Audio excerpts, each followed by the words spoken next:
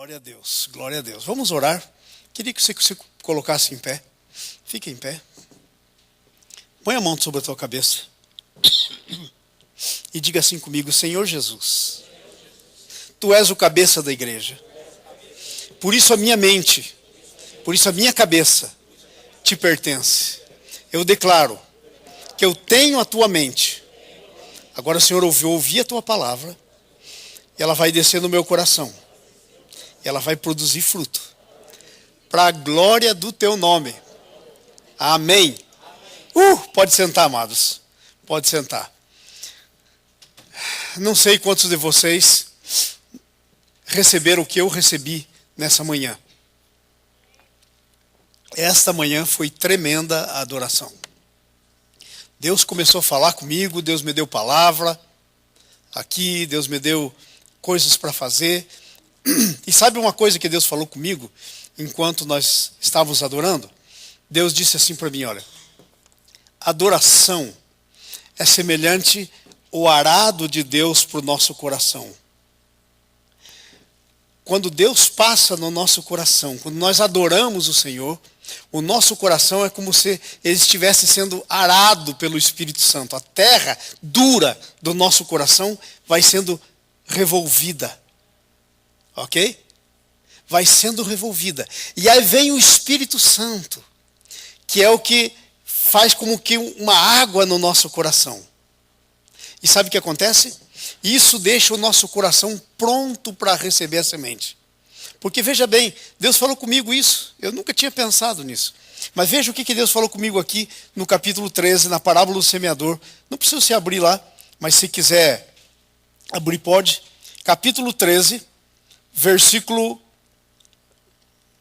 19. De Mateus. A parábola do semeador. Encontraram?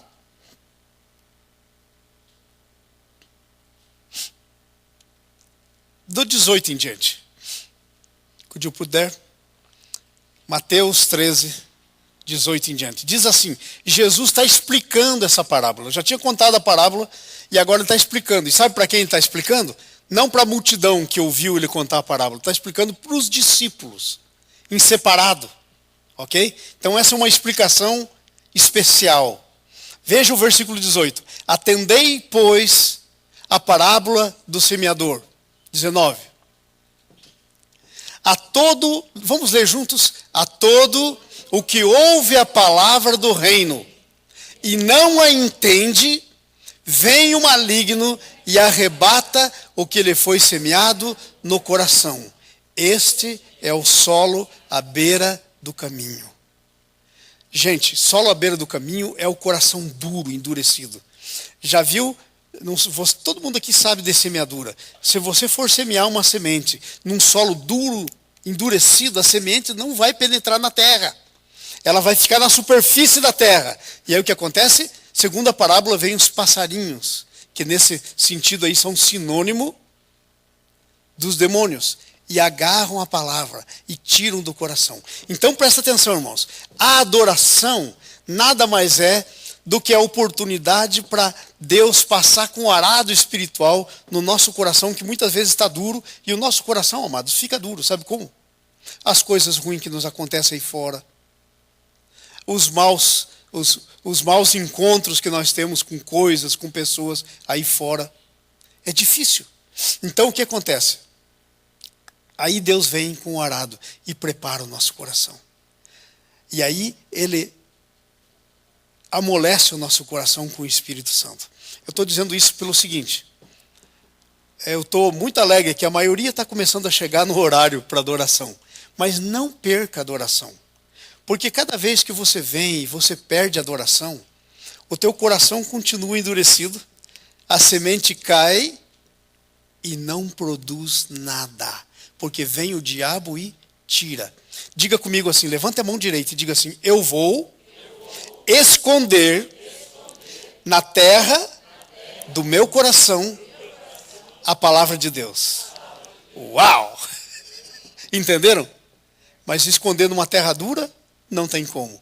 Então eu queria desafiar vocês, irmãos, principalmente aqueles que não estão prestando muita atenção nesse fato, chegue na hora para a adoração. Porque a adoração vai preparar o teu coração para a palavra.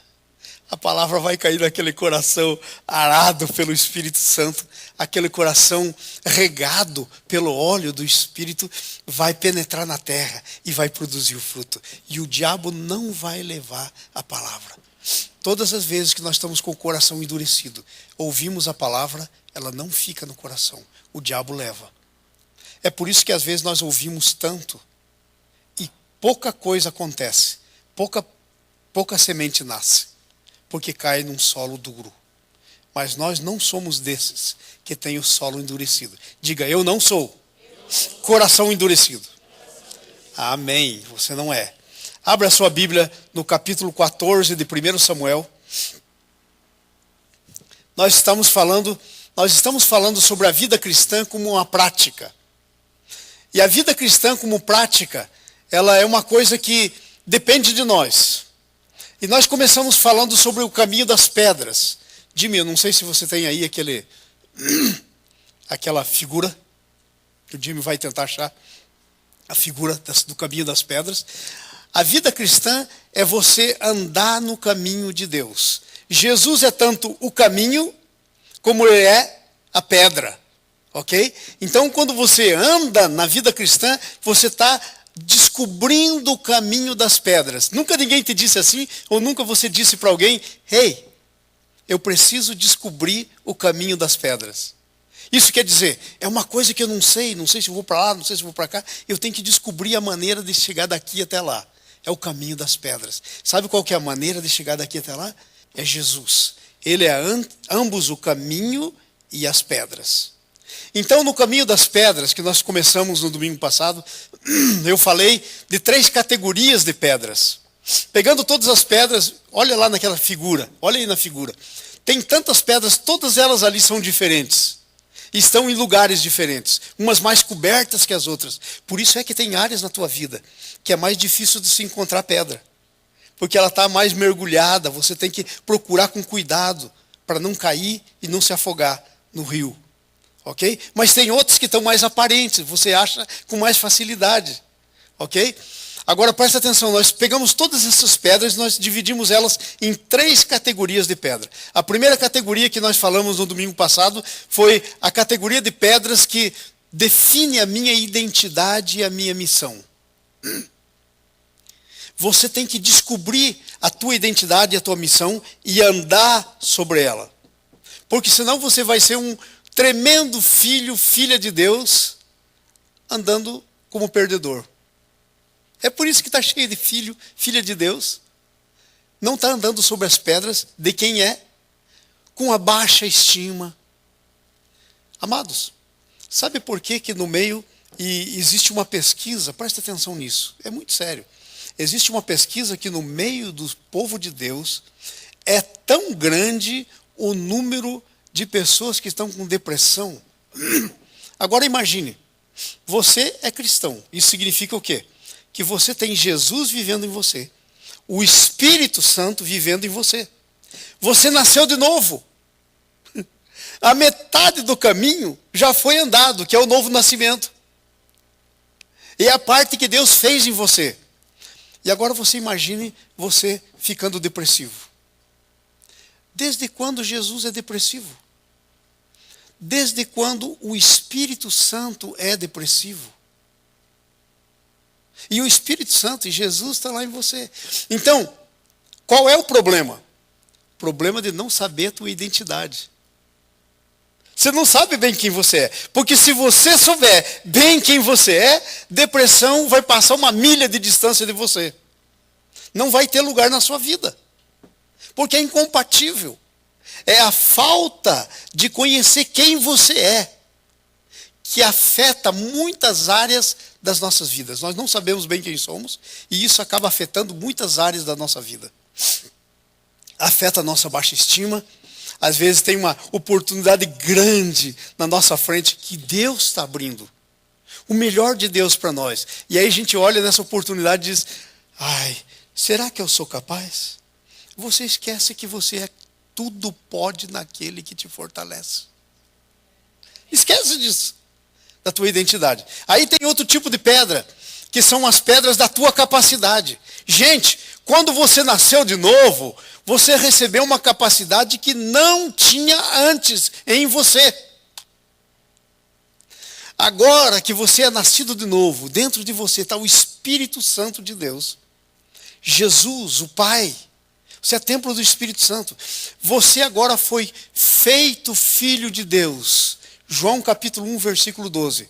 Diz assim: veio para o que era seu, mas os seus não o receberam.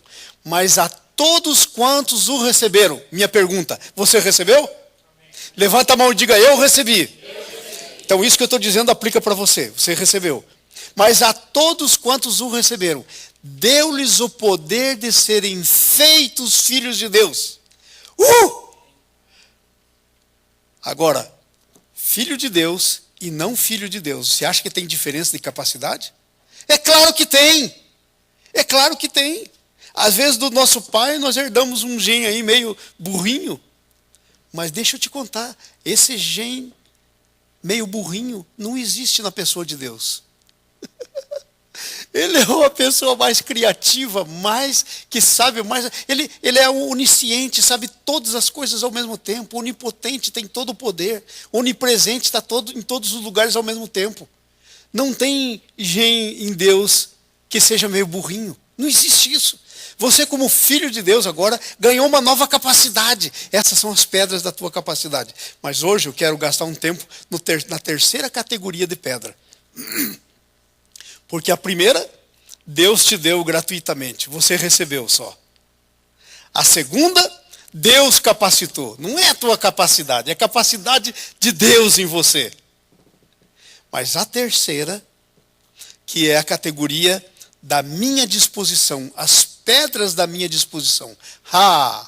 Essa, se você não fizer, Deus não vai fazer. Deus não vai mover 1 centímetro. Porque Ele habilitou você para ser quem você deve ser e deu para você o poder que você deve ter. Agora, fazer por você, Deus não vai fazer. Então essa é a pedra da nossa responsabilidade. É a pedra da nossa disposição. Isso são várias pedras da nossa disposição. Olha só aquela pessoa aí. O que ela está tentando? Está lá se equilibrando para andar por aquelas pedras. Porque ele tem uma disposição. Essa pessoa, um jovem que está aí, ele tem uma disposição de passar do outro lado do rio.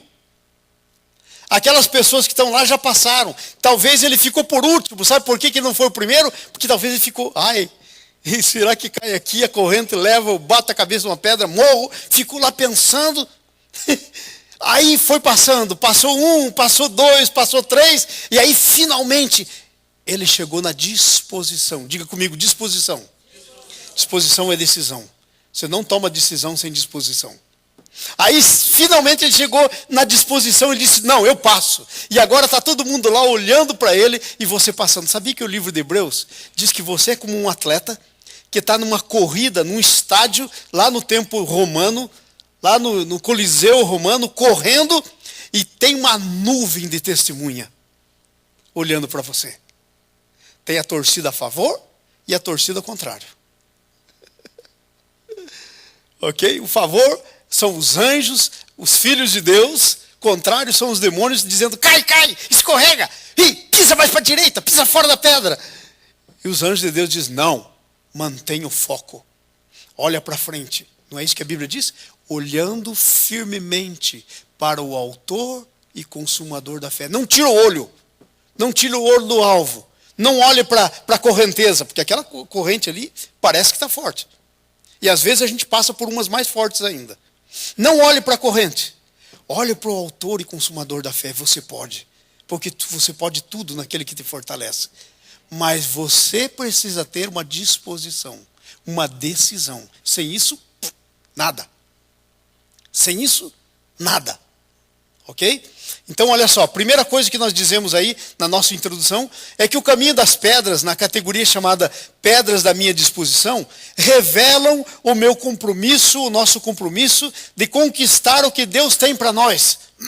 Gente, se a gente tivesse aqui agora um microscópio espiritual, ou uma luneta espiritual, para olhar na vida de cada um de nós, espiritualmente, e enxergar tudo o que Deus tem para nós, a gente ia se assustar do quanta coisa Deus tem para nós, e nós ainda não tomamos posse. A gente ainda não se dispôs a tomar posse. Ok? Do que é nosso. Então a pedra da minha disposição é a pedra da conquista. São as minhas decisões, a minha disposição de tomar posse. Essa conquista é o que podemos chamar de caminhada da fé. Segundo a Bíblia, a fé é um escudo atrás da qual nos protegemos quando entramos numa guerra da conquista para aquilo que Deus tem para nós. A disposição de Jonatas acontece no contexto do capítulo 13 de 1 Samuel. Nós vamos estudar hoje Jonatas andando sobre as pedras da disposição. Porque é bom pegar um exemplo para a gente ver como é que é a coisa, o que ele fez, para a gente se inspirar nele. Porque por que você acha que essa história do capítulo 14 ficou escrita na Bíblia? Para a gente olhar e se inspirar. É por isso que ficou escrito. No capítulo 13, que é o capítulo que vem antes do 14, sabe o que aconteceu? Saul foi por uma guerra e ele esperava que algumas coisas acontecessem, que viesse o profeta Samuel e para lá, e o Samuel demorou um pouquinho mais do que o Saul achava, o povo começou a sair e de repente o povo perdeu a disposição de ganhar aquela batalha e deu no pé. E saiu. E correram. E aí o inimigo veio e acampou. E diz a Bíblia que eles se esconderam nas covas, nos montes, nos poços. Aonde tinha lugar para se esconder, eles se esconderam. Os vitoriosos se escondendo dos perdedores. Pode um negócio desse? Porque o povo de Deus é o vitorioso. Eles se escondendo dos perdedores. E é nesse contexto em que a história de Jonatas andar sobre as pedras da disposição, da decisão dele, de tomar posse do que Deus tinha para ele, acontece. Presta atenção que essa pode ser a sua história. Possivelmente é a tua história. Foi a minha, quando eu estava estudando e orando nisso. Então nós vamos fazer a leitura do 1 até o 23. Diz assim: sucedeu que um dia, Jonatas, presta atenção na história, você tem que ver a história, ok? Sucedeu, pois, um dia que Jonatas, filho de Saul, disse ao seu escudeiro: vem, passemos a guarnição dos inimigos, dos filisteus, que está do outro lado. Mas não fez saber nada ao seu pai. 2. Ora, Saul estava na extremidade de Gibeá, do outro lado, debaixo da romeira que havia em Migron. E o povo que estava com ela era cerca de 600 homens. Vai para frente. E Aijá, filho de Aitube, irmão de Icabô, filho de Finéias, filho de Eli, sacerdote do Senhor, em Siló, trazia o éfode, que é a estola sacerdotal. Éfode é um nome estranho, mas é aquela estola que põe assim, sacerdotal. E o povo não sabia que Jonas tinha ido. Ninguém sabia. Ora, entre os desfiladeiros pelos quais Jonatas procurava chegar à guarnição dos filisteus, havia um penhasco de um e do outro lado. O nome de um era Bozés e o nome do outro era Sené. Um deles estava para o norte, de fronte a Micmas, e outro para o sul, de fronte a Gibeá. Disse, pois, Jonatas ao seu escudeiro: vem, passemos a guarnição desses incircuncisos. Diga comigo, incircuncisos. Incircunciso quer dizer não consagrado ao Senhor. Que a circuncisão era a forma de consagração. Diga assim, a guarnição dos não consagrados. Amém. Porventura operará o Senhor por nós, porque nenhum impedimento há para o Senhor para livrar com muitos ou com poucos. Você está entendendo o que você está lendo? Jonas disse assim, vou sozinho. Deus não precisa de muita gente, só precisa de um decidido. Eu vou. Deixa o meu pai com os 600 soldados dele, o resto para lá, eu vou. Vai para frente.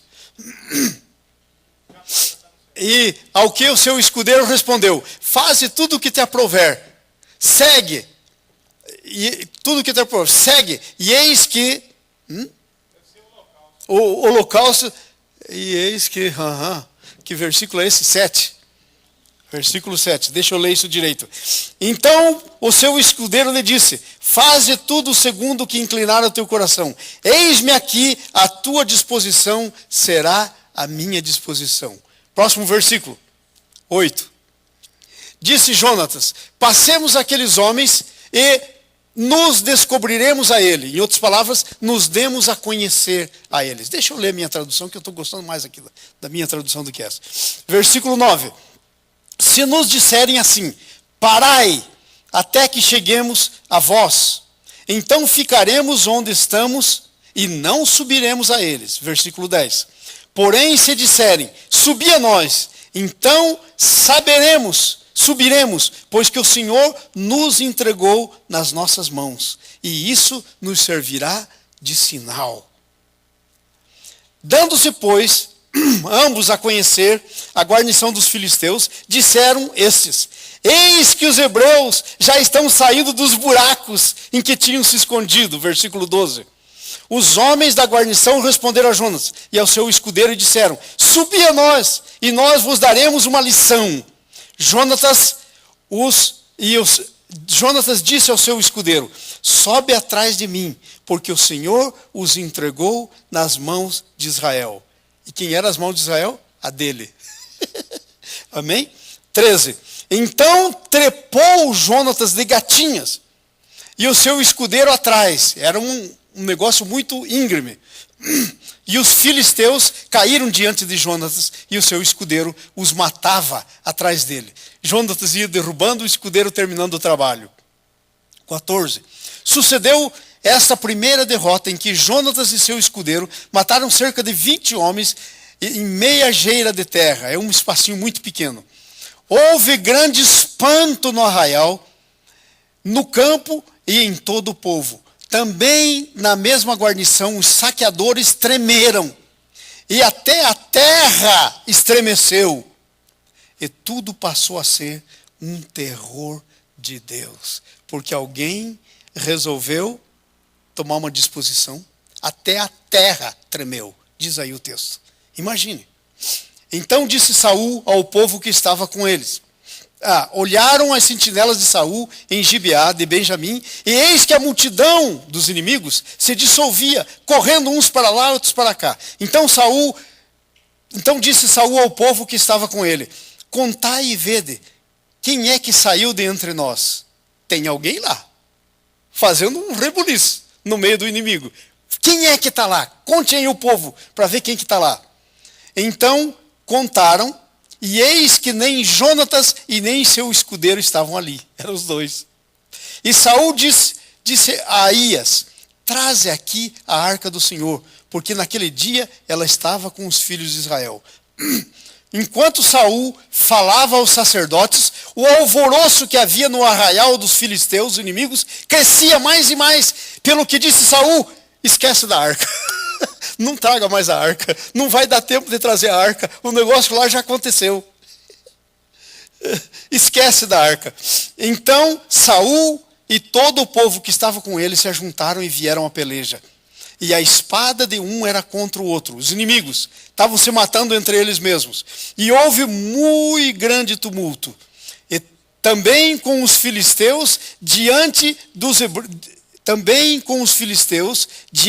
havia hebreus, que subiram com eles ao arraial, e também se ajuntaram com os israelitas que estavam com Saul e Jonatas. Ouvindo, pois, todos os homens de Israel que se esconderam pela região montanhosa de Efraim, que os filisteus fugiram, eles também perseguiram de perto na peleja. Assim livrou o Senhor a Israel naquele dia, e a batalha passou além de Bet-Aven. Gente, essa história conta de uma pessoa que resolveu começar a andar nas pedras da decisão dele. Ele resolveu tomar a decisão. O negócio estava morno. O inimigo lá afrontando Israel para cá, os israelitas escondidos nas cavernas, nos poços, nos buracos, com medo. E aquele negócio demorava, porque naquele tempo a guerra era demorada. Eles vinham, afrontavam um ou outro, ficavam um para lá, outro para cá. Aí o Jonas falou: que negócio é esse? Que negócio é esse? Alguém tem que tomar uma decisão aqui nesse lugar. Amados, na nossa vida tem muitas horas que nós temos que dizer: que negócio é esse? Que negócio é esse? Que negócio é esse de ficar escondido? De entrar num buraco? De me esconder? De deixar o medo entrar no meu coração? Tem que dizer. Lá estava o nosso garoto aqui, porque ele era bem jovem ainda, o Jonatas. E o escudeiro dele disse: que negócio é esse?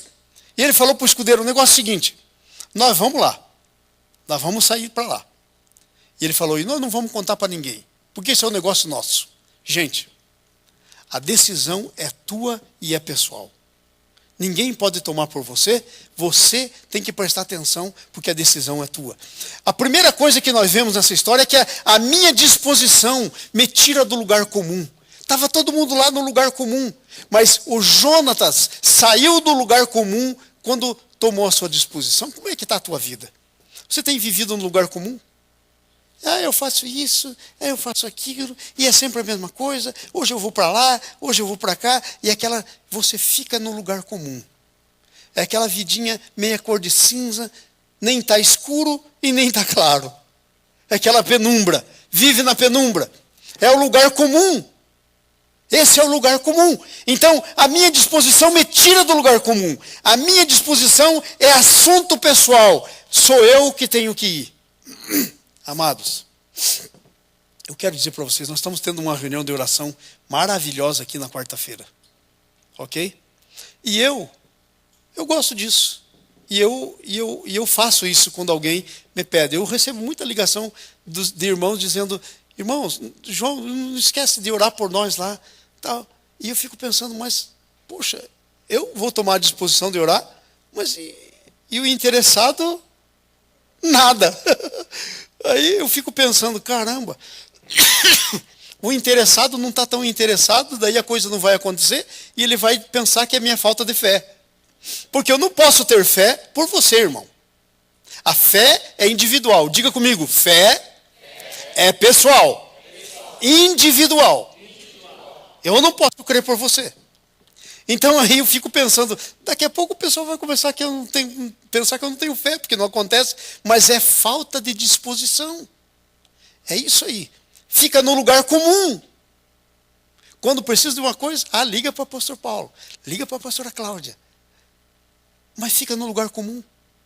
Nunca sai disso. Muitas vezes, pastor, as pessoas não permanecem em certa igreja, em certo lugar, por causa disso. Ela não se dispõe. Exatamente.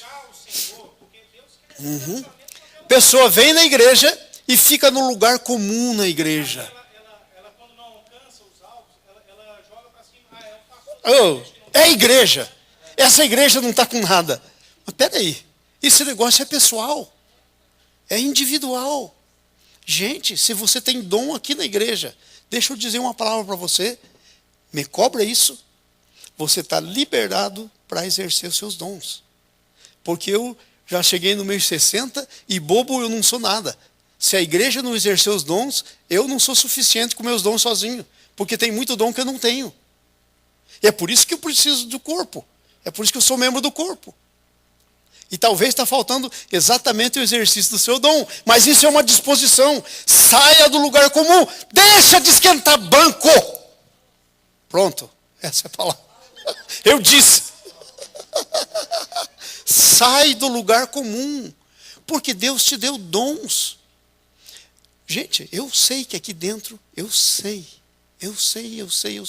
Que aqui dentro tem gente que é profeta. Eu nunca ouço profecia aqui dentro. Eu sei que tem gente aqui dentro que tem palavra de conhecimento. Sabe o que está acontecendo com a vida das pessoas e Deus quer usar isso para a glória dele. Eu sei que tem gente que tem dom de cura aqui. E sei até porque algumas vezes eu estava orando por alguns irmãos e Deus estava dizendo isso. Mas nunca saiu do lugar comum. Nunca. Então, amados, essas pedras da nossa disposição é a nossa saída do lugar comum. Agora, isso sou eu e você. Eu posso fazer uma reclamação, irmãos? Estou fazendo mesmo, eu vou fazer. Eu sou o pastor aqui da igreja mesmo, vou fazer a reclamação. Pastor, eu já não aguento mais esse quadradinho dos nossos cultos. Estou sendo honesto. Vem aqui, acontece tudo do mesmo jeito. Agora, como é que vai acontecer diferente? Se a pastora Cláudia não se levantar e não se juntar aqui no louvor, como é que Deus vai mover? Como? Aí vai ficar no quadradinho, porque eu sozinho não sou capaz de tirar do quadradinho. Nem é minha obrigação, desculpe. Mas essa é a verdade, eu não sou aqui o corpo, eu sou só um membro do corpo. Vocês entenderam? Eu quero dizer para vocês, eu queria que essa igreja ficasse diferente. Do jeito que está, sabe? Eu só não chuto o balde por causa da perseverança, porque eu tenho que responder para Jesus, senão eu ia mudar de igreja. Eu ia achar outra igreja. Eu estou brincando, mas a pessoa vem, fica no lugar comum, não se encontra, não deixa Deus usar, e daí diz assim, ai que igreja chata, vamos para outra igreja. Mas às vezes justamente o que estava faltando era a participação dela. Esquece que ela é a igreja. Entendeu? Vocês entenderam, né? Vocês entenderam? Então, com esse entendimento agora, façam alguma coisa, por favor. Se movam, saiam do lugar comum. Ok? Está liberado, sai do lugar comum. Está liberado, sai do lugar comum. Amém? Aqui há liberdade para você. Se você disser, pastor, eu tenho uma palavra. Tem lugar aqui, porque se Deus levantou para você, dá a palavra. Gente, se você não der a palavra, o negócio fica pela metade. Se você não fizer o que Deus tem que estar dizendo para você fazer, o negócio não é completo. Hoje eu estava aqui sentado, tomando a ceia, muito bonitinho, faceiro e tal. Deus disse, só você? Tem gente que eu quero que você dê uma mensagem para eles. E eu me levantei, e fui e obedeci. E eu sei que era de Deus. Então é hora de sair do lugar comum. Do lugar comum. Porque senão nós não vamos a lugar nenhum. Se não sair do lugar comum. Então, é uma disposição. É sozinho. Você não precisa do exército. Onde é que está o exército? Aqui no versículo 2. Saul se encontrava na extremidade de Gibeá. Do outro lado. Na romeira de Migron. E o povo estava com ele. E eram cerca de 600 homens. O exército estava lá. E o Jonatas aqui. Você não precisa de um exército. Tudo o que precisa é uma pessoa. Uma pessoa pode mudar a história do negócio. Uma pessoa que se levante, saia do lugar comum. Ok? Não precisa de apoio religioso. Tem muita gente que está precisando, que está pensando que precisa de apoio religioso. Precisa de apoio espiritual. Nem tudo que é espiritual é religioso. Ou a maioria das coisas religiosas não são espirituais. É religiosidade. Veja só, eles tinham uma tal de chamada de Arca da Aliança, que era um símbolo da presença de Deus. E que Deus mandou fazer. Mas com o passar dos tempos, aquela Arca da Aliança virou um negócio meio mágico. Entendeu? E eles achavam que só porque a Arca da Aliança estava junto, ia ter alguma coisa. E aí na próxima batalha, o inimigo toma a Arca da Aliança deles. Porque tinha virado um negócio mágico. Era um troço religioso. Aí o que acontece? Veja bem, a Arca da Aliança estava em outro lugar. Não estava lá. Veja o versículo 3 aí, o que diz? Aías, filho de Aitube, não tinha sacerdote, não tinha ninguém lá. Irmão de Icabô, filho de Finéias, filho de Eli, sacerdote do Senhor. Em Siló, trazia estola sacerdotal. Mas o povo nem sabia que o Jonas tinha ido.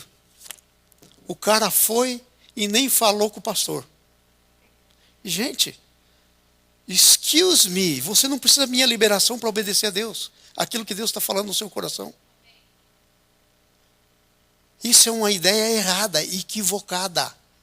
Isso é um negócio que se chama paternalismo. É maligno. Dependência.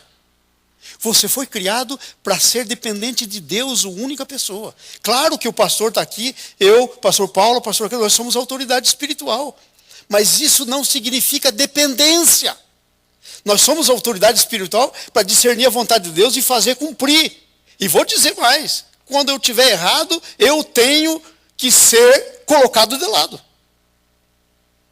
Essa é a verdade bíblica. E eu não tenho medo dela. Porque o primeiro que quer ficar do lado quando estiver errado sou eu. Para não atrapalhar. Porque Deus vai pedir contas. E agora eu sei que para dizer isso na frente da igreja, tem que saber quem é. E eu sei quem eu sou. E eu sei qual é a minha responsabilidade e o que Deus quer de mim. Deus não quer que eu ultrapasse os meus limites. Deus não quer que eu tenha controle sobre os irmãos. Deus quer que eu seja um facilitador para que os irmãos descubram o que é que Deus tem para a vida deles e saiam e façam. Isso é que Deus quer para mim. E eu sei. Não precisa de apoio religioso para sair do seu lugar comum. Mas lá na igreja é assim. A gente entra, o pastor faz uma oração, o conjunto começa a tocar, o pessoal do louvor, e daí depois vem, se tiver ceia, é ceia, daí vem o dízimo, depois vem a palavra, e de quando em quando o pastor lembra, ele faz um apelo. E é sempre assim. Gente, excuse me. Vocês não cansaram ainda disso? Porque eu, que estou tocando esse negócio, já cansei. Eu gostaria que a igreja fosse vibrante.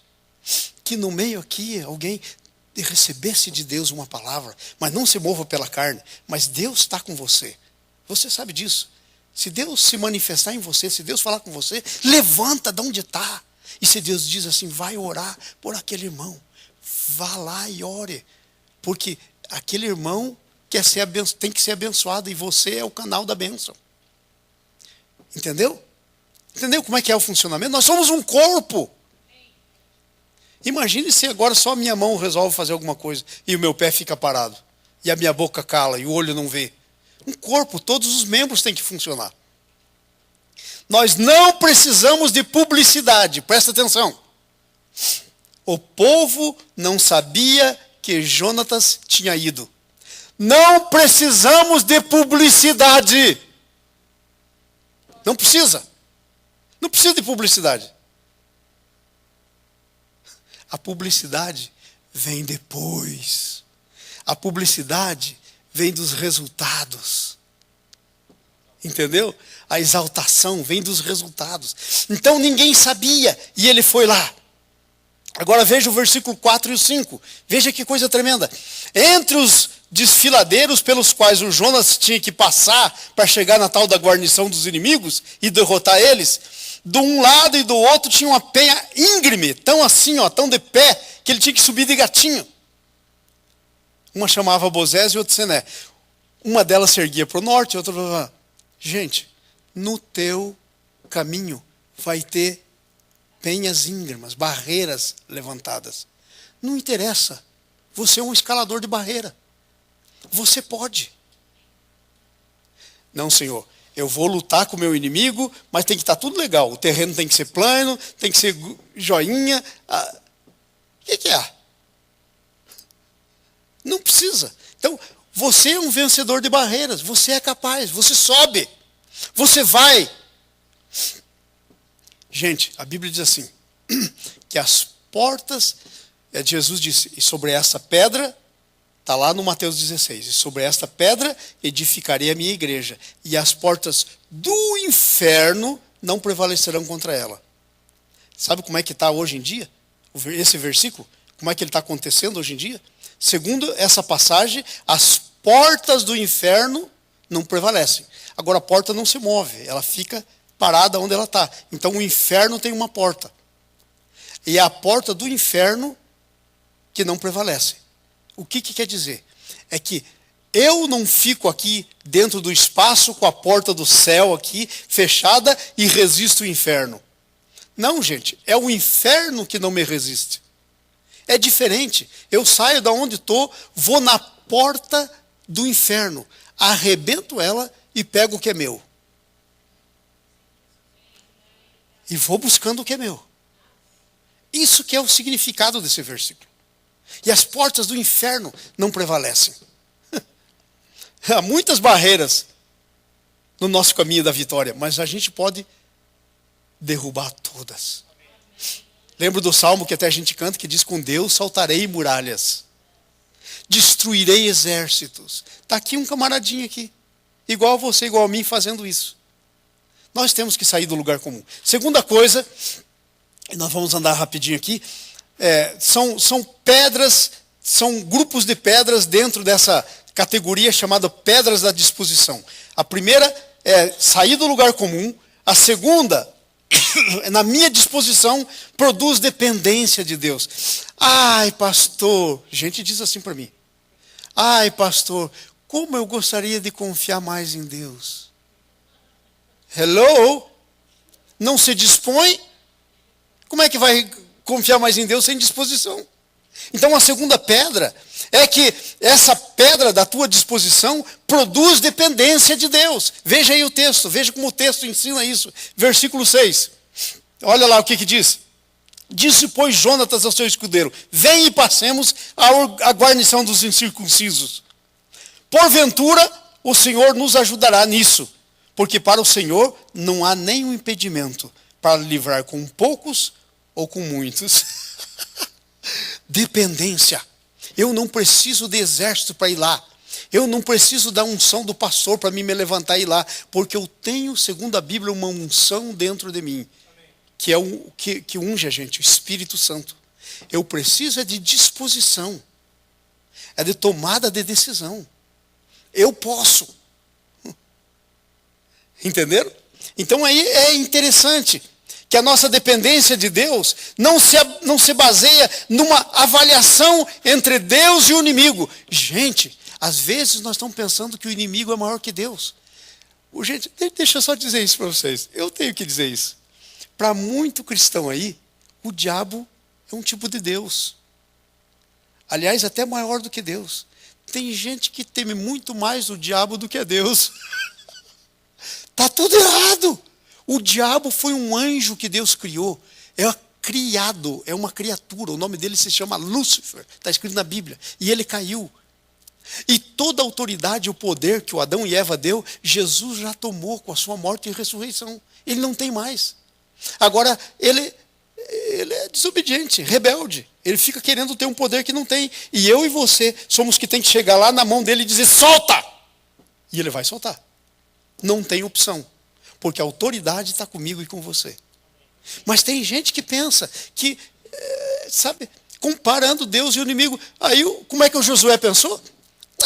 Esquece o exército, não vou chamar meu pai. O Jonathan. Esquece o exército, não vou chamar meu pai. Deus livra com muitos, tudo bem. Se Deus quiser usar muitos, ele usa. Mas Deus não precisa. Ele livra com muitos ou com poucos. Um com Deus é a maioria. E ele estava certo. Se você pensar assim, você vai estar certo. Você vai ser loucura para o mundo. O mundo vai dizer, você não está em sã consciência. Mas para Deus é sabedoria. Você pode. Não precisa muitos. Veja, dependência ativa ajuda, a dependência ativa a ajuda de Deus em favor. A minha dependência de Deus, libera o que Deus tem para mim. Gente, Deus tem tudo para você estocado. Você tem que abrir a torneira. É a dependência que libera. É como se Deus tivesse um mercado nas regiões celestiais. E sabe onde que são as regiões celestiais? Aqui. Segundo a Bíblia, nós estamos dentro do reino de Deus. Quem nasceu de novo entrou no reino de Deus. Nós estamos dentro do reino de Deus. E aqui, nesse reino que nós estamos, tem tudo o que nós necessitamos. Por exemplo, tem uma prateleira lá, ali com o nome do Ni. E ali tem uma prateleira com tudo o que o Ni precisa. Tudo que ele tem que fazer é estender a mão e tomar posse. O preço já foi pago, é de graça, Jesus morreu. Tudo que você vai receber, não pense que você tem que fazer alguma coisa. Porque é de graça, Jesus já morreu. Mas você tem que tomar posse. Precisa um negócio chamado disposição. Nós não temos a disposição, isso é que para a gente. Então, ativa o favor de Deus. Veja o que diz aí o 6. O Senhor nos ajudará nisso. Esse pessoal é incircunciso, nem tem relacionamento com Deus. Estão contra Deus. E nós vamos pôr eles no lugar deles. Vem uma situação para a sua vida que não tem nada a ver de Deus. É do diabo. Você diz, isso aí não vem de Deus. Vou pôr isso no lugar dele. É o que Jonatas está fazendo no texto. Vamos para frente. A nossa dependência ativa o livramento. Veja primeiro, ativa o quê? A ajuda de Deus em teu favor. Segundo, ativa o livramento de Deus. Agora, isso é um negócio interessante, né? Porque normalmente a gente não quer se expor. Mas o Jonas disse assim, eu quero ver o livramento de Deus. Então eu vou fazer o seguinte, eu vou chegar lá na cara do exército do inimigo e dizer, hey, vocês aí, ô bobocas. Aqui, ó, eu sou o Jonatas, da tribo de Deus. Pertenço a ele. E aí o Jonas disse, e quando eu fizer isso, o Senhor me livra. Gente, vocês lembram da vergonha do 7-0 até agora, né? Que nós tomamos da Alemanha. 7-1. Sabe por que nós tomamos essa vergonha? Porque a gente jogou na retranca. Nós somos time de elite, de ataque. Nós vamos lá e nos apresentamos e dizemos, estou aqui. Ô pessoal, estou aqui. Agora, a gente não é arrogante. O Jonas falou, nós vamos lá, essa é a nossa parte. Agora nós precisamos saber se Deus está nesse negócio ou não. E a gente indo lá, a gente vai saber. Como é que você vai saber se Deus está no negócio ou não sem ir? Fala para mim. Mas a gente diz assim, ai Senhor, eu quero saber se o Senhor tem essa bênção para mim. Mas você não se dispõe aí. Senhor, eu estou orando tanto por aquela casa. Senhor, tem aquela casa. Eu estou me lembrando da Nice. A Nice está lá no Brasil tratando do dente. Quer dizer que eu estou numa ração dura lá em casa, né? Porque nem comida eu sei fazer. Mas olha só, eu estou lembrando da Nice. A Nice decidiu que ela tinha direito de uma casa segundo o coração dela. Que Deus ia dar uma casa para ela, segundo o gosto dela. Porque a primeira que nós compramos foi o meu gosto. Aí ela chegou à conclusão de onde ela queria, de que tipo de casa ela queria, tarará, tarará, e pôs um monte de coisa. E aí ficava todo dia no iPad dela. Por um ano, eu sentava lá perto da televisão, a Nice do meu lado, no iPad. Casa, casa, casa. E eu nem tinha um. Para que nós queremos 2 casas? Aí um dia Deus fala comigo. Só por causa da disposição da Nice. Deus fala comigo, olha, está retirando a bênção dela. Você vai ter que servir comigo. Eu falei, não, isso eu não vou fazer. Não sou bobo nem nada. Aí eu falei, tá bom, bem, vamos então tá jóia, vamos lá ver. Acha a casa, tem que ser uma casa que caia no teu coração. Aí, um dia ela achou a casa. E muitos de vocês já foram na casa dela. Porque aquela é a casa dela. Coração dela. Do jeito dela. Ela chegou lá, gostou do negócio, viu? Falou assim, landscape, tá bonito. Ai, bem, o landscape é uma maravilha. Fez até a pesquisa para descobrir quanto que o pessoal tinha gasto para fazer o landscape lá de casa. Sabe quanto custou o landscape da nossa casa? $30 mil.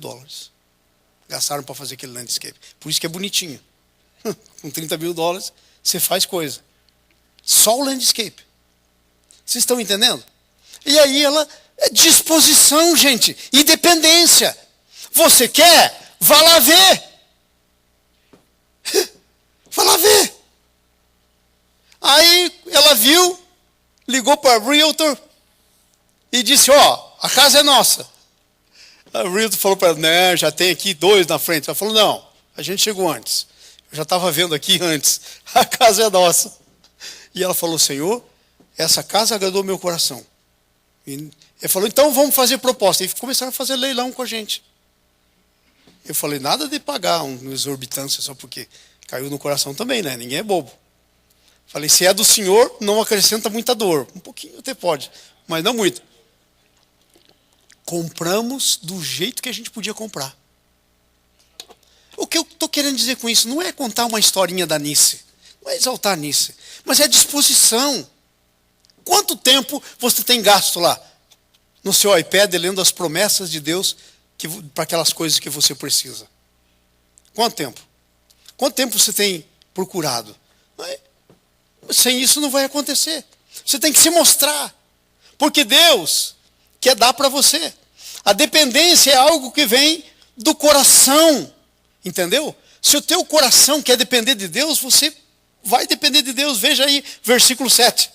Então o seu escudeiro lhe disse: faze segundo inclinar o teu coração. E eu estou aqui à disposição. A dependência é uma coisa que vem do coração. O Jonas disse: vou depender do Senhor. A gente vai lá, se mostra e ganhamos a vitória. Aí o escudeiro disse: estou contigo. Faz o que tem no teu coração. Do coração. Como é que está o teu coração? O que é que tem no coração? É isso que é que faz a diferença. A dependência vem do coração. Dependência de Deus requer um plano. Ai, Senhor, eu estou precisando de uma casa. Tá bom, mas e daí? Aonde que você quer a casa? Que tipo de casa você quer? Até quanto? Como é que é o landscape dessa casa? Como é que é o neighborhood? Tem que ter piscina? Como é que é? Um plano. Dependência de Deus requer um plano. Veja só, versículo 8, presta atenção no versículo 8, o plano. Disse, pois, Jonatas: eis que passaremos aqueles homens e nos daremos a conhecer eles. Primeiro, nós vamos sair daqui e vamos lá. Ai, ai, ai, mas não tem outro jeito não. Olha essa montanha aqui, e daí outra montanha lá. Nós temos que descer uma montanha e subir a montanha. E o pessoal está bem no pico da montanha. Quando a gente tiver meio de gatinho lá em cima, a gente vai enxergar os caras. Ele falou: é isso que nós vamos fazer. A gente vai sair daqui e vai lá. É 2 montanhas grandes? Grande. Mas a gente vai lá. Não interessa. Sabe o que isso quer dizer? Que se você fizer planinho, em que os empecilhos, você considera eles maior do que aquilo que você quer, você não vai nunca. Não, Senhor, mas tem 2 montanhas, é montanha muito grande. Ah, Senhor, é muito difícil de ir lá. É muito difícil de fazer isso. Senhor, tem que pagar um preço muito grande. Senhor, eu não tenho... Excuse me. Você quer ou não quer? Se você realmente quer, você está disposto. Se você não quer, então não quer. Então, o plano, se tornar conhecido do inimigo. O inimigo estava pensando que todo mundo naquele povo de Israel era medroso. Porque todo mundo tinha fugido e se escondido nas covas. Mas tinha um que não tinha. Não tinha fugido. Ele falou: eles precisam conhecer que tem gente aqui que quer possuir aquilo que Deus tem. E ele saiu e falou: vou me tornar conhecido. Versículo 9 e 10. Veja aí que coisa interessante. Se eles nos disseram: pare aí, até que a gente chegue a vocês, nós ficaremos um dedão. A gente não sobe lá. Mas se eles disserem: ei, sobe aqui, que nós vamos dar uma lição em vocês. Aí Deus entregou a gente. Gente, era óbvio. Então você precisa saber do Senhor. E às vezes é coisa óbvia. Você tem que ter um plano, sabe, para se tornar conhecido, um plano para saber o lugar da batalha, e um plano para saber como é que vai ser a conquista. Se eles disserem: sobe aqui, é que o Senhor entregou na nossa mão. E aí eles chegaram lá, de gatinho, lá no alto, e enxergaram o pessoal dizendo: hey guys. E falaram: israelitas, sobe aqui que a gente vai dar uma lição em vocês. Aí o Jonas vira para trás e diz para o escudeiro dele: hey, tenho uma boa notícia para você. O Senhor entregou os caras na mão. Como é que nós vamos fazer isso? Eu derrubo, ele vai caindo e você termina o serviço. Trabalho em equipe. Trabalho em equipe. Isso é muito bom para os casais, principalmente. Trabalho em equipe. Saber que tem um tempo da conquista. Um plano para consumar a tua fé. Veja o versículo 12. Os homens da guarnição responderam a Jonatas e ao seu escudeiro e disseram: subi a nós vamos dar uma lição. Então Jonatas disse: sobe atrás de mim, porque o Senhor nos entregou. Agora, ele não tinha derrubado nenhum ainda. Mas qual era a ideia dele? Já derrubei todos. Já está dado. O Senhor entregou na minha mão, é meu. Veio até aqui, cai. Entenderam? Um plano para executar a sua fé. Um plano para executar a fé. Então tem que ter um plano. A terceira categoria de pedra, e nós estamos terminando, é a minha pedra de disposição muda a história. Gente, você está cansado da tua história? eu tenho uma notícia boa para você. Está cansado da tua história? Muda a sua história. Mudar a história está em você. Está cansado desse negócio aí? Muda a história. Está em você mudar a história. Presta atenção. A minha disposição muda a história. A minha disposição ativa uma habilidade sobrenatural em mim. Presta atenção. Versículo 13. Então trepou Jonatas de gatinhos até... E o seu escudeiro vinha atrás dele. E os filisteus caíam diante do Jonatas. E o seu escudeiro os matava atrás dele. Uma habilidade sobrenatural. Como é que ele estava, segundo o texto? De gatinho, porque o negócio era íngreme. Era assim, ele estava engatinhando. Já pensou? Você lutar uma batalha numa condição dessa? Ativou uma habilidade sobrenatural. Gente, Deus tem habilidades sobrenaturais para ativar em você. Está esperando você se dispor. Porque Ele quer ativar isso. Ai, Senhor, por que as coisas... Claro, cadê a disposição? Tenha disposição e a coisa vai dar certo. Ativa uma habilidade sobrenatural. A minha disposição me dá uma vitória marcante. Gente, não pense que Deus quer dar assim um negocinho para você, uma merrequinha. A tua disposição vai receber de Deus um negócio marcante. Marcante, Deus quer dar o melhor da terra.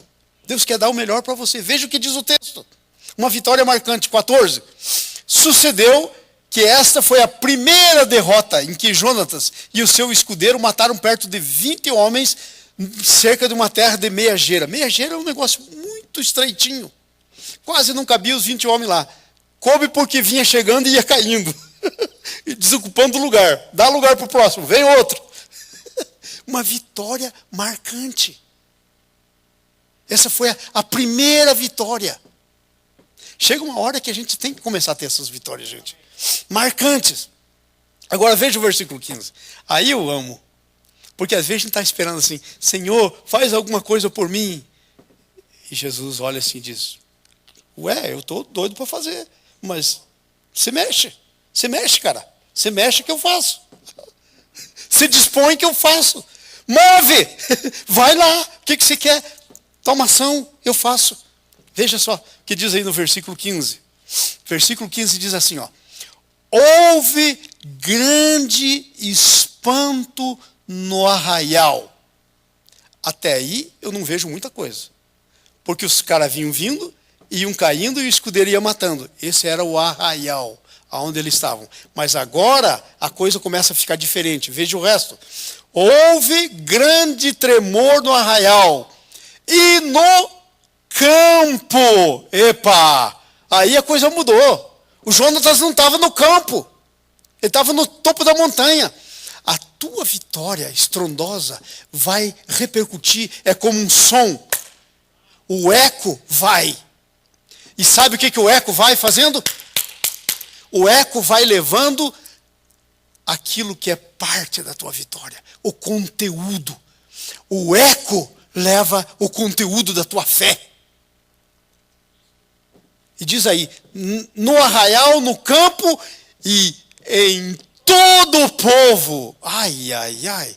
Até em gente, aonde que o Jonas estava? Segundo o texto, era assim um negócio bem íngreme, uma montanha, e ele estava aqui no pezinho, derrubando, e o outro matando aqui atrás. Então tinha muita gente que não estava nem vendo, mas o temor do Senhor chegou até eles. Está vendo como é que tem coisa que não é só você? Mas que a tua disposição libera isso. E se você não tiver disposição, não libera. Também a própria guarnição dos saqueadores. Sabe quem que eram os saqueadores? O povo se mandou e o inimigo disse assim, vamos tomar posse dos bens. Mandou guarnições para trazer tudo o que o povo de Deus tinha. Gente, eu quero que você saiba disso. Tem coisas que é teu e está na mão do inimigo. Na mão dos saqueadores. Você está sendo saqueado. Saqueado psicologicamente. Saqueado às vezes fisicamente por doenças, por problemas. Saqueado psicologicamente porque você não consegue acreditar quem você é. Você não consegue acreditar no que Deus tem para você. Saqueado fisicamente, às vezes por doenças, problemas e qualquer outra coisa que seja física. E sabe o que mais? Pior disso, saqueado espiritualmente. não consegue prevalecer espiritualmente com o teu Deus. Mas é tudo por falta de disposição. Vitória marcante, os inimigos. Agora veja o versículo 17. Aí sim. Aí sim, versículo 16 e 17. Veja que coisa tremenda. O 16, olha. Olharam as sentinelas de Saul em Gibeá de Benjamim, e eis que a multidão se dissolvia, correndo uns para lá, outros para cá. Barata tonta. O pessoal no arraial do inimigo começou a correr para lá e para cá, igual barata sonsa. E o Saul, que estava lá longe, na outra extremidade, olharam lá e disseram: ei, o que está acontecendo lá? Ei, tem alguma coisa acontecendo lá, no arraial. Ok? Fugiam para lá, para cá. E diz: o povo está fugindo. Alguma coisa chegou lá. Versículo 17, Jimmy. Veja só o que diz no 17 agora. Olha que coisa tremenda. Então disse Saul ao povo que estava com ele: conte o povo para saber quem é que saiu de nós. Tem alguém dos nossos que está lá. Porque o inimigo está com medo, ele só pode ter medo dentro da gente. Alguém dos nossos saiu. Conta para descobrir quem. Aí eles vão fazer uma tentativa de descoberta.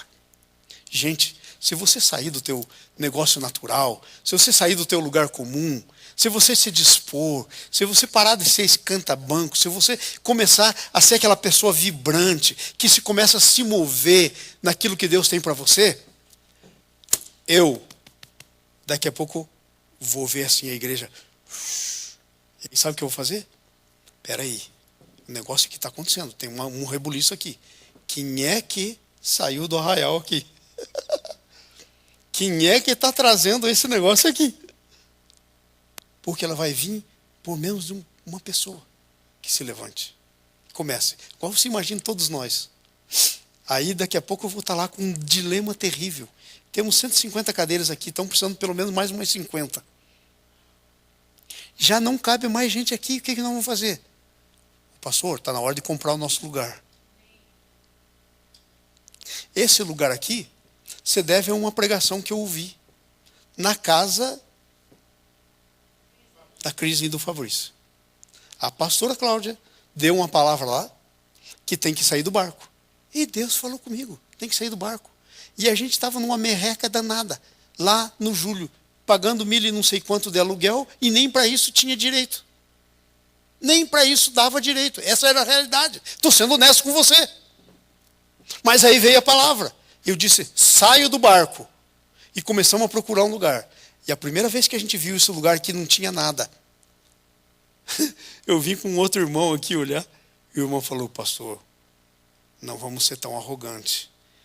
Isso aí não é fé, pastor. Isso aí é arrogância, é muito. A gente pode ir para um lugar, uma metade disso primeiro, depois a gente muda. Eu falei: meu irmão, se for para sair e ficar igual, a gente fica onde está. Não dá. E aí, sabe que eu falei: eu estou vendo aqui um bom lugar para a gente comer, um bom lugar para a gente adorar, salinhas, escritório. Eu estou vendo aqui, daí para frente. E adivinhe, estamos indo, já passamos para o 3º ano que a gente está aqui. Amém? E vou dizer uma coisa para vocês: já comecei a ter pensamentos que a gente vai comprar o nosso lugar. Eu acho bom você ter pensamentos também, porque eu não posso fazer isso sozinho.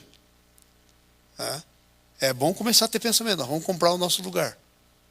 Porque eu digo para você, com o que nós pagamos de aluguel aqui, dá para pagar o mortgage. E chega de queimar dinheiro. Vamos investir no que é nosso. Ok? E estou falando de que a minha disposição muda a história. Esse é o tema. A gente está aqui. Levanta a mão direita aí para mim, por favor. Porque isso é de Deus para você. Diga: eu estou nesse mundo para mudar a história, para fazer história. É para isso que você está aqui. Vê se sai do lugar comum e faz história. Ok? E aí, então, estava lá o Saul. E quem que saiu? E quem que saiu? E descobriram: foi o Jonatas. É o único que está faltando. E aí você vai ser descoberto. E aí você vai receber a honra. Porque a quem honra, honra. A quem glória, glória. Isso é bíblico. Está na Bíblia. E você vai ser honrado. E eu vou dizer uma coisa. O primeiro a reconhecer que isso vou ser eu. Saia do seu lugar comum, porque o primeiro que quer reconhecer você aqui sou eu. Esse é um desafio. Todos temos que sair do lugar comum. Pastor, mas eu não sei se aqui na igreja a gente pode. Mas como é que você não sabe se nunca tentou? A gente pode. A gente pode. A gente só não pode andar na carne e no pecado. A gente só não pode andar no pecado. Amados, nós só não podemos andar no pecado. Mas andar na unção de Deus, andar no poder de Deus, andar na liberação de Deus, possuir as coisas de Deus, nós temos que andar. E vamos terminar então essa nossa história. A minha disposição produz a minha própria exaltação. Ai, eu estou na igreja há tanto tempo e o pastor não reconhece. Como é que eu vou reconhecer se eu só sendo no banco? E eu vou lá saber o que você sabe fazer? Ué, como é que eu vou reconhecer? Eu reconheço você e o banco que você senta. Eu chamo essa palavra aqui de wake up call. Acorda! Ok? Produz a exaltação. A minha disposição desfaz a religiosidade. Versículo 18 e 19. Estamos no fim, irmãos. Estamos terminando. Disse Saul a Ahaz, traz aqui a arca de Deus. O outro era... Irmãos, põe a mão no teu coração, assim, ó. Faça assim, diga assim. Põe a mão no coração, todo mundo. Diga assim, eu sou a arca de Deus. Diga isso de novo. Veio aqui uma unção. Irmãos, eu estou me aguentando aqui em cima. Põe a mão de novo e repita isso. Diga assim, eu sou a arca de Deus. A arca é o lugar da presença de Deus. Você é o templo. Aquele templo lá era só um símbolo. Entendeu?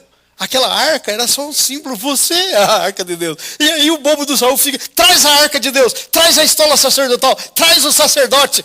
E aí, e o negócio lá aumenta. Porque Deus quer aumentar de intensidade do que Ele quer fazer na sua vida. Eles às vezes podem começar pequenininho. Porque veja a história do Jonatas. Caiu o primeiro, caiu o segundo. Mas quando chegou no 20º, deu um rebuliço no negócio. Entendeu? Não queira começar grande. Comece de um. Não tem 20 passos sem o primeiro. Então aí, o que acontece? Dá aquela revolução, traz a arca. E aí ele fica olhando. Não dá tempo de trazer a arca. Vamos fazer alguma coisa.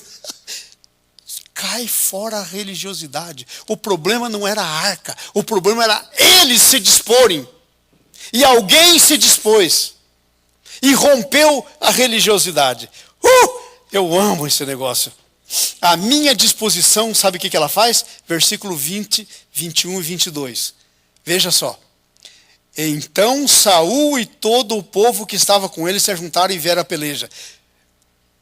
Até que, enfim, começaram a honrar as calças que vestiam. Aliás, naquele tempo era meio vestidinho assim, né? Parecia meio mariquinho os homens daquela época. Meio assim, vestidinho. Era diferente o negócio. Aí ficaram corajosos. A tua coragem tem o poder de mudar o medo na vida dos outros. Até então eles estavam escondidos no meio de buraco. Mas por causa da coragem dele, Deus quer de dentro de você. Quando você se dispõe, Deus quer tirar coisas que saem de dentro de você para a glória dele e influenciar outras pessoas. Você está entendendo? Aí então ele disse assim, traz a arca. Não dá tempo de trazer a arca. Vamos embora, gente, vamos lá. E aí saíram, andando atrás. E os filisteus que diante, tinha até uns vendidos, os israelitas que estavam morando no meio dos filisteus, para não ser atacado por eles.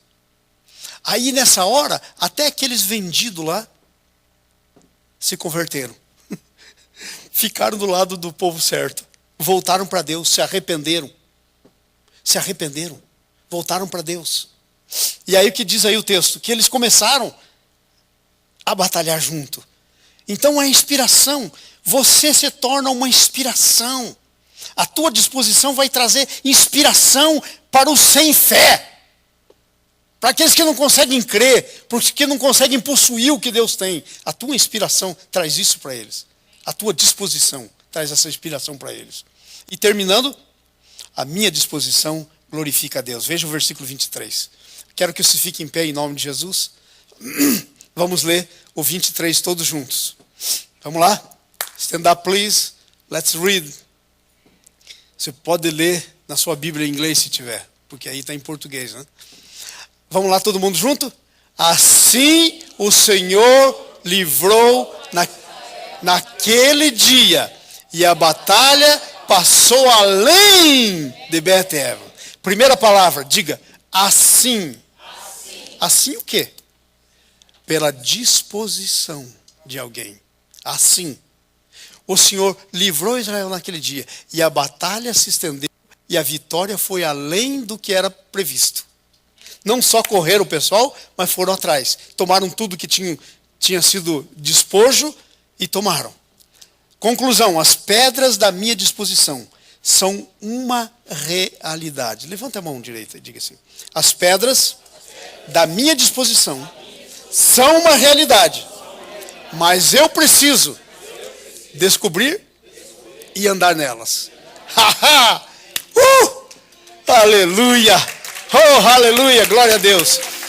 Levanta a tua mão, nós vamos encerrar o nosso culto. Pai, no nome de Jesus, nós descobrimos, Senhor, que a nossa disposição é poderosa. Senhor, nós não aceitamos mais viver a história que temos vivido. Senhor, em nome de Jesus, nós saímos daqui com uma disposição diferente.